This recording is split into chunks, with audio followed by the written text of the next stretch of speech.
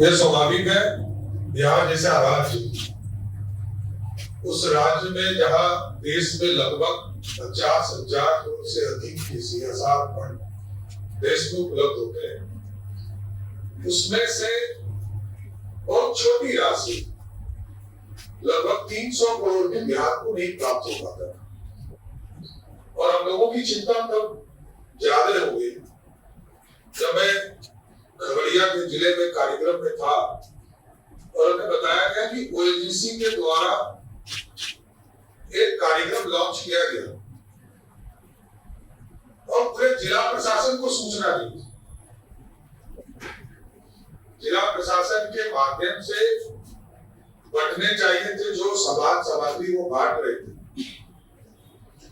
तो उस दिन पहली बार कॉल अटेंशन के तौर पर हम लोगों को लगा कि कहीं ना कहीं जो संस्था दाता के तौर पर खड़ी है वो राज्य सरकार को सूचना नहीं दे पा रही। तो विधानसभा सत्र चल रहे थे, उसमें भी ये प्रश्न आया कि CSR में कितनी राशि हमको उपलब्ध होती है। ये चिंता बढ़ा। हम लोगों की स्वाभाविक माननीय मुख्यमंत्री नीतीश कुमार जी के निर्देश पर हम लोगों ने एक पोर्टल बनाया और इसके माध्यम से 2 महत्वपूर्ण काम करने हैं, जो वर्तई जी ने आपको प्रकाश डाला। एक तो जिस स्कीम में कोई CSR फंड दे रहा उसका एक्सपर्टीज वो नहीं है, वो सिर्फ राशि उपलब्ध करा सकते हैं। जैसे बैंकर्स यदि राशि उपलब्ध कराए तो क्या वह जो भी कार्य को करने के लिए वो जा रहे हैं, एग्रीकल्चर से जुड़े हुए, सड़क निर्माण का कार्य करने के लिए या सोशल वेलफेयर का कोई काम करने के लिए या माइनर इरिगेशन में, तो उसके एक्सपर्टीज वो नहीं। सरकार क्योंकि डिफरेंट डिपार्टमेंट हमारे यहाँ काम करते हैं और सारे एक्सपर्टीज यहाँ काम कर रहे हैं। तो एक तो ये चेक करना हम लोग के सबसे महत्वपूर्ण था कि हम क्वालिटी को पूरी तरह कंट्रोल करें और सरकार की एजेंसी सहयोग करे। तो हम CSR के माध्यम से विंडो खोलेंगे और पूरे देश के जो भी दाता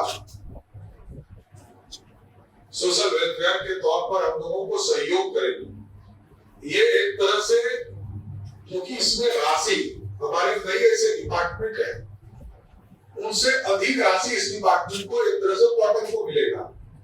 हजारों करोड़ रुपया राशि यहाँ उपलब्ध होगी।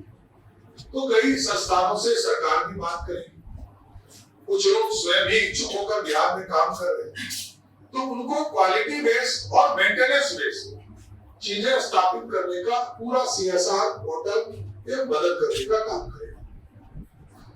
दूसरा जो सबसे महत्वपूर्ण है राशि। आज यदि 300 करोड़ के आसपास राशि हमारे बिहार को मिलता है और देश में लगभग 50,000 करोड़ रुपया CSR फंड में खर्चा होता है, तो ये पूरी टीम लगकर कैसे हम इसको कम से कम 10% राशि पूरे देश से, चाहे बड़े इंडस्ट्रिस्ट हो या कोई PSUs हमारे हो या कोई स्टेट गवर्नमेंट की कंपनीज है, उनसे सहयोग लेकर हमारा टारगेट है कि 3,000 से 5,000 करोड़ रुपया इस CSR के माध्यम से बिहार में जो सरकार की पॉलिसी से काम नहीं हो पा रहे, वैसे पर्यटन के क्षेत्र को या महिला सशक्तिकरण के क्षेत्र में कई चीजों को इस राशि के माध्यम से भी खर्चा करें, क्योंकि सबका मकसद स्पष्ट है कि बिहार समृद्ध हो तभी देश समृद्ध होगा। मैं बार-बार कहता हूं कि बिहार की समृद्धि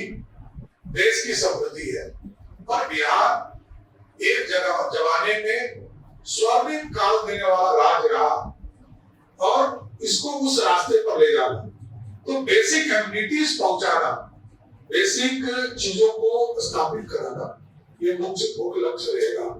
इसलिए CSR पोर्टल के माध्यम से हम सबका स्वागत भी करते हैं और कॉर्पोरेट जगत में जितने लोग, उनको मैं आग्रह भी करता हूं कि अब कोई भी राशि किसी इंडिविजुअल के रास्ते मत दें, सीधा CSR पोर्टल पर आप अपनी राशि उपलब्ध करा दें पूर्ण रूप से सरकार को यदि ये भी सुझाव आप देंगे कि इस सेक्टर में हम काम करना चाहते हैं, तो सरकार इसका जवाब देगी और पूरे प्लानिंग के साथ आपके साथ बैठकर इस पूरे राशि को उचित जगह पर खर्चा करने का काम किया जाए। इसलिए आज CSR पोर्टल के इस शुभारंभ में मैं पूरे वित्त विभाग की टीम को और पूरी सरकार के जो लोग इसमें लगे सबको मैं धन्यवाद देता हूँ। विशेष तौर पर ये अलग से राशि हमें प्राप्त होगी जिससे बिहार आगे बढ़ पाएगा।